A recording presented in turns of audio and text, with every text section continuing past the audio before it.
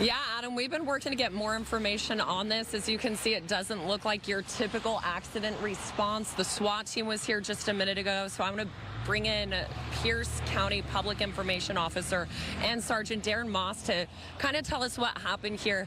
Darren, can you just kind of walk us through? I think as people drive through this morning, they're going to be really confused about all the road closures, SWAT response. Yeah, so this morning at 4:38 a.m., our deputies responded to a head-on collision.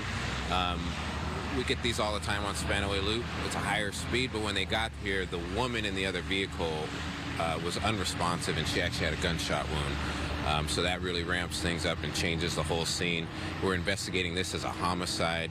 We believe she was shot as she was driving north along Spanaway Loop Road here. We do have our SWAT team out here to clear the wood line to check to see if we have any suspects or any evidence in the woods there. We don't have a suspect in custody at this time. The other driver was uninjured in that collision. Detectives are interviewing him. We don't have any witnesses to this shooting, so if someone in the public knows what happened or saw something as they were driving by this morning on their way to work, they could call the Sheriff's Department, let us know, or report this to Crime Stoppers to remain anonymous. Anything the community needs to know, to be aware of, to stay safe this morning as you guys continue to investigate this, and somebody was shot here this morning? Yeah, we know that there is a big homeless camp over here in the wood line and also on the other side, so we're going to be checking both sides of the roadway just to make sure that we don't have a suspect or someone else injured out here.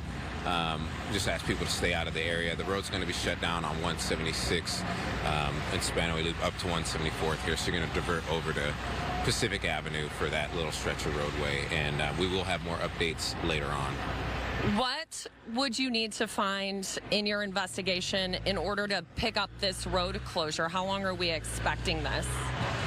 So our detectives are going to be marking off the scene. We're scanning it with a drone right now.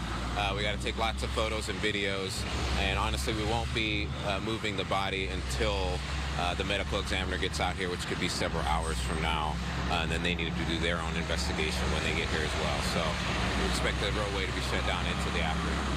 Okay, Sergeant Darren Moss, thank you so much for your time this morning.